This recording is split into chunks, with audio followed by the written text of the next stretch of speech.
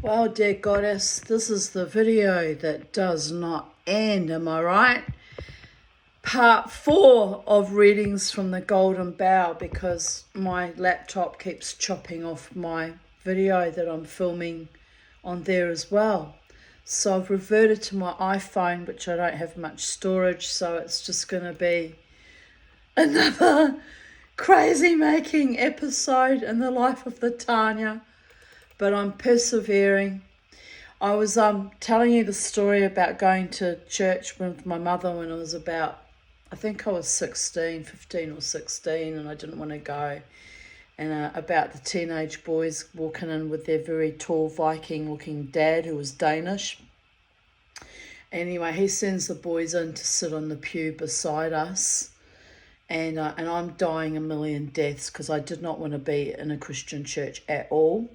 And on top of it, being a teenage girl, meeting strange boys you've never met before and their dad. And it was just so bloody awkward, the whole thing. It was just a whole level of weird. And my mother being the complete, diva and running around like she was Zsa Zsa Gabor, all fluffed up. It was just the immediate preening start. I was like, oh, dear God. I just wanted to die a million deaths. I was telling you, when we got chopped off, that I was sitting there imagining that I was whatevering in my head, and I was actually, the ground had swallowed me up and I actually wasn't there, am I right? Anyway, next thing that happens, the father sits down on the end of the bench, and because of his amazing bulk, and he was an extremely fat man, but he was just a big man. So because of his bulk, he sits down on the end, and my mother and I, like a seesaw, go flying. We were airborne. And we were literally airborne. And my mother screams out in German, "Och doch Mensch, du freche Kerl!" Which is even funnier because he's Danish. He doesn't speak German, and we're in New Zealand, am I right?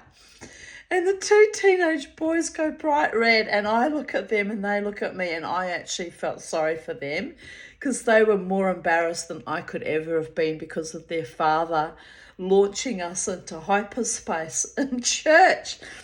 So anyway, we land back down with our, as the Americans call it, fannies back down on the seat. In American parlance, your fanny is your backside. And so we go smack back on the seat. And I'm just looking at these kids, and they're just like cringing. And even the father was a little bit embarrassed. "I'm sorry," he says. And my mother starts, she's a psycho, she starts screaming at him, "You bastard!" This is in the chat. "You bastard, you big oaf! I'm all dressed up nice for church, and you sent us flying." And he's like, "I'm so sorry." Anyway, we sat through the entire service. I wasn't there. I was somewhere else in, hyperspace, in another dimension where I go when I disassociate in awkward situations. And so we got through the service, and then we go, as you walk past, you're leaving, you greet the minister, you shake hands with him as you're leaving, So Mum puts her hand out. He didn't know who she was. We hadn't been there in 10 years. And he says to my mother, "And who are you?" And she says, "Well, I never." It was actually hilarious. I mean, it should be put in a TV episode of a TV show. It was so funny. "Well, I never," she says. "What kind of a minister are you? You don't even know who your flock are." And she launches into this tirade. And again, I'm dying a million deaths because she's not actually being really reasonable. He'd never seen me before. I didn't set foot in there since I was really... It had been 10 years. The last time I'd been there I was 6. And I know that because I refused to be the Christmas angel, because I'm not a Christian. I don't want to be a Christmas angel.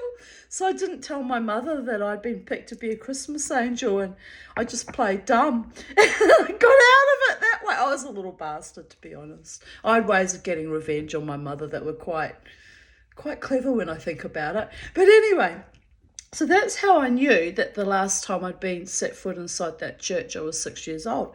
And I was like, "No, I don't want to be here, Mum. It's not my religion. I don't want to be here." It's like, fast, she screams at me, Anyway, she's screaming at this minister, going, how can you not know who I am? And I'm really offended. And then later on we get out, she goes, actually, when I think about it, she says, of course he didn't recognise me. She says, it was a different minister. And I was like, oh, Mum, here you are screaming at him. He's no idea who you were.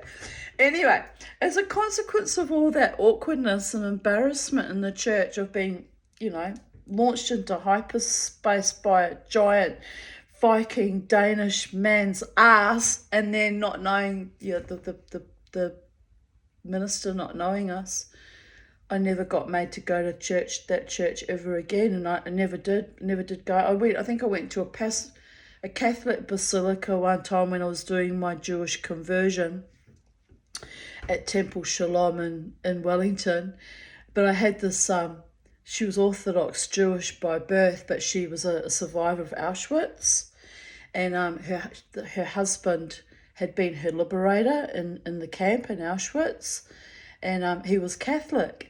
So she developed this fixation that she would go and pray in the Catholic Basilica. And I said, why, Genya? She says, well, darling, every time I go to the synagogue, it is locked. And I went, yeah, for security reasons, Genya. Right, remember, you're a Holocaust survivor. You know how that goes? She goes, no, you don't understand. No house of worship should ever be locked. And when a Jew wants to pray, they have to get there's a special word for the caretaker, can't remember what it is now, to come out and unlock the synagogue. She says, this is a sin against heaven. I want nothing to do with it. And I'm like, but Kenya, she goes, she used to come to my coffee shop where I work, which is how I met her. We are going across the road to the Catholic Basilica. I can't set foot in there, I'll melt. What do you mean you'll melt? She said. You're a young girl, you're a virgin, aren't you? I went, yeah, but that's beside the point. She said, what's the problem? I went, well, I'm converting to Judaism, and I'm not a Christian, and I'm not a Catholic, and I'm not a Lutheran. I don't think I should go set foot in that church. She said, it's holy ground, and it's in the name of God, and there's only one God, and if my God is your God, is their God, is our God, then it's good enough for me, and it's good enough for you, and I want you to come with me. I don't want to go on my own, so you're coming. And because she was already at that age in her 60s, and I didn't dare defy a 60-year-old woman who was a Holocaust survivor, who frankly was a bit batshit crazy. I'm not going to fight this woman. Like, she's traumatized enough from her life. I don't need to fight her over whether there's God in the Catholic Basilica, or whether it's the Jewish God or the Christian God or whatever kind of God or whatever it is. So we went in, and I was dying a million deaths by this time I was about, because I started that job when I was 15, so I must have been about 16, 17 when I met her. So all right, so I go in with her, and she was just such a character. We walk in, she goes, we have to buy some candles. I said, why do you have to buy candles for? Because you have to light them. You got to buy the candle, and then you light the candle, and then you pray over the candle. And I'm like, but Genya, you're Jewish.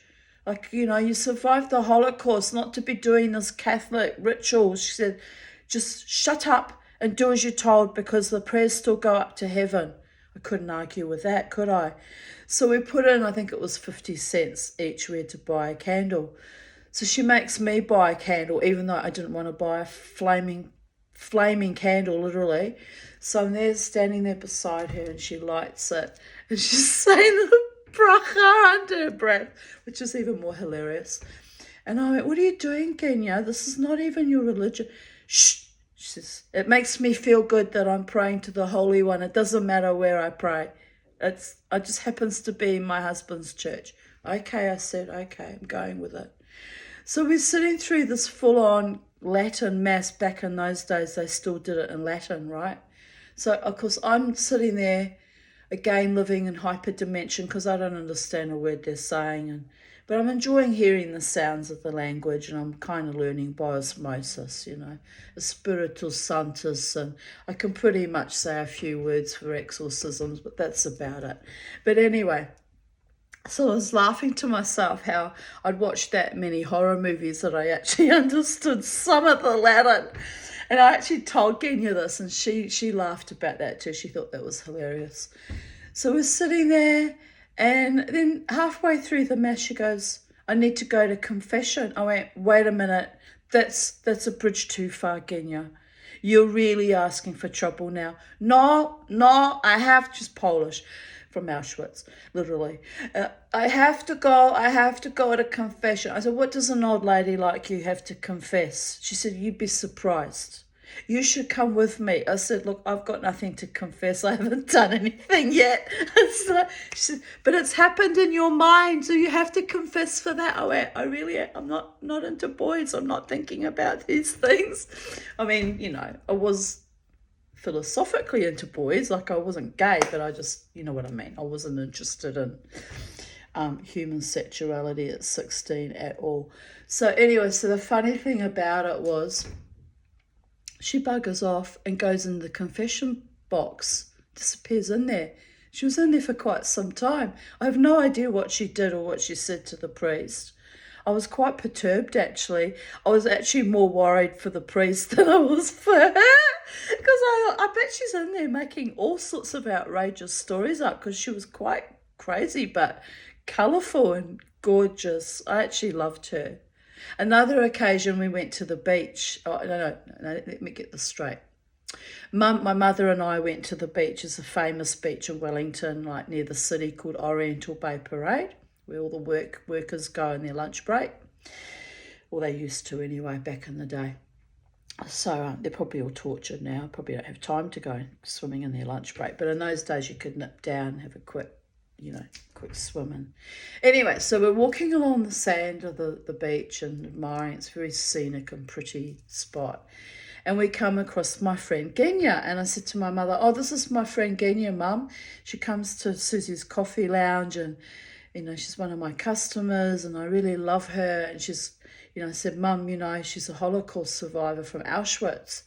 And Mum went, oh, doch, Mitch, because, it's traumatizing on both sides of that war, knowing what was done to the Jews. It was horrific. But anyway, my mother's such a bitch. She wasn't bothered by that so much. But she started picking her apart to me. She says, look at her swimsuit. It's full of holes. It's moth-eaten. You can see her pubes. You can see it. And you know what? To be honest, it was a little bit true. Like, Genya's swimsuit was so ancient that it was almost threadbare. But I would never have said anything about it because, I accept everybody, and what do I care, How does it impact on my day if you're wearing an old-fashioned, old-school-looking swimsuit? I only get offended when the young women used to turn up to the live wire bar without knickers, because that's just a bridge too far. But, if you've got clothes on of some kind, I couldn't care less what you're wearing, really. I mean, I'm only particular about what I'm wearing. So anyway, my mother starts picking her apart. Oh, and her hairdo was so old-fashioned, and who is this woman, and why do you even talk to her, and she's so crazy. And I went, Mum, shut up.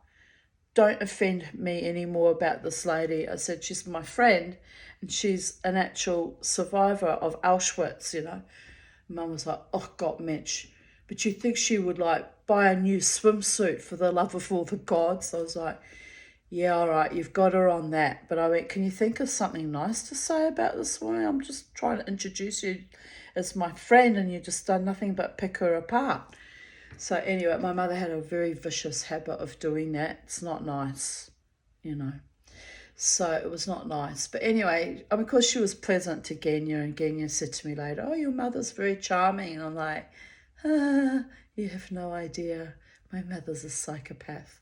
But anyway, so there was that. But the funny thing that I segued from the story about going to the Lutheran church and how I came to be dragged regularly with Genya to the Catholic Cathedral, the Basilica. Anyway, we continue on. We're finishing off this reading, which I don't even know where we got cut off now. Pardon me, so it's going to be cray-cray trying to find that. Let me see. Let me try. Yes, here we are. We were at the line. Silesian peasants believe that on Good Friday. Yes, that's how I came to talk about the church experience. Go their rounds and have great power for mischief. Hence, about near Strelitz, the people on that day arm themselves with old brooms and drive the witches from house and home, from farmyard and cattle stall, making a great uproar and clatter as they do so. In Central Europe, the favourite time for expelling the witches is or was Walpurgis night, the eve, well in German it's called Walpurgisnacht, the eve of May Day, when the baleful powers of these mischievous beings were supposed to be at their height. In the Tyrol, for example, as in other places, the expulsion of the powers of evil at the season goes by the name of burning out the witches. Just need to upload that video as well. Multitask, Tanya, multitask. It takes place on May Day, but people have been busy with their preparations for days before. On a Thursday at midnight, bundles are made up of resinous splinters, black and red spotted hemlock, capers purge, never heard of that, rosemary, and twigs of the sloe. You just click on this for a sec, hang on a minute.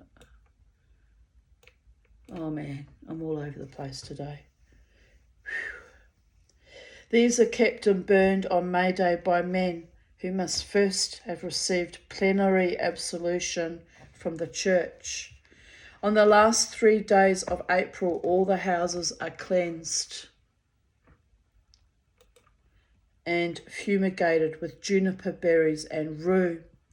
On May Day, when the evening bell has rung and the twilight is falling, the ceremony of the burning out the witches begins.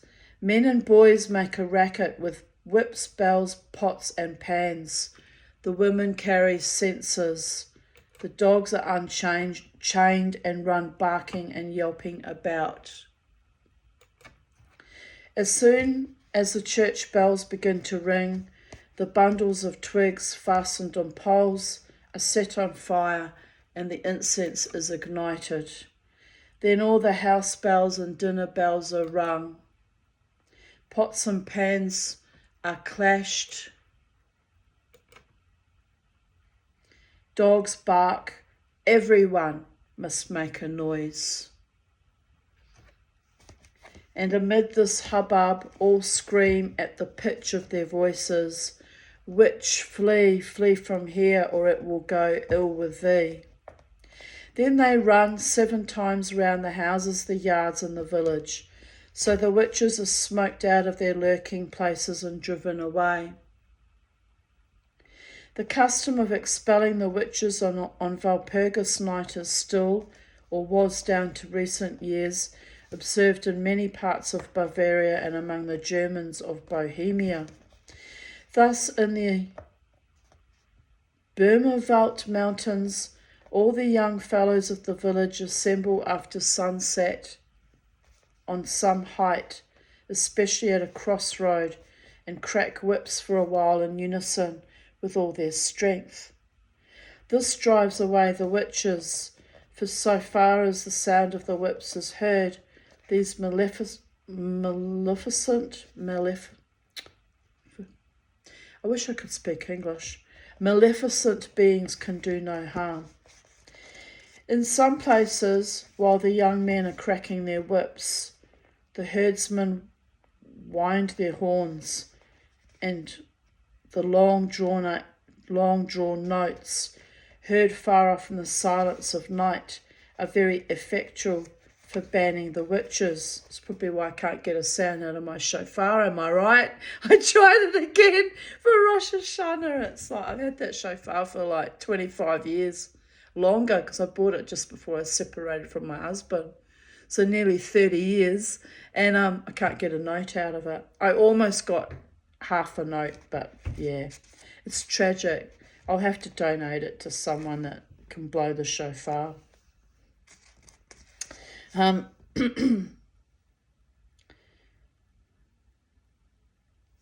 Another witching time is the period of 12 days between Christmas and Epiphany.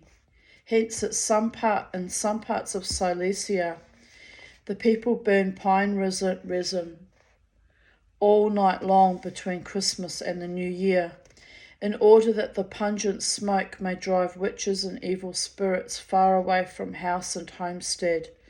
And on Christmas Eve and New Year's Eve they fire shots over fields and meadows, into shrubs and trees, and wrap straw round the fruit trees to prevent the spirits from doing them harm.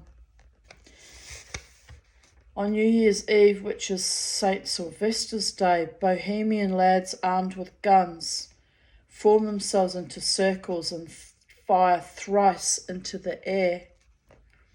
This is called shooting the witches and is supposed to frighten the witches away. The last of the mystic 12 days is Epiphany, or 12th night.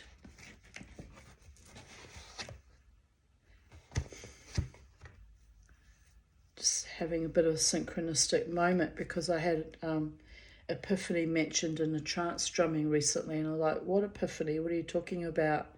But now it's been mentioned a few days later. It's odd, isn't it? And it has been selected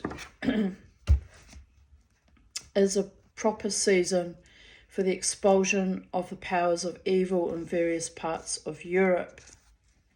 Thus at Brunnen on the Lake of Lucerne, boys go about in procession on 12th night carrying torches and making a great noise with horns, bells, whips, and so forth, to frighten away two female spirits of the wood, Strudeli and Stratelli.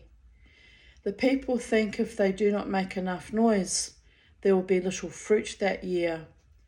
Again in La Brugiere,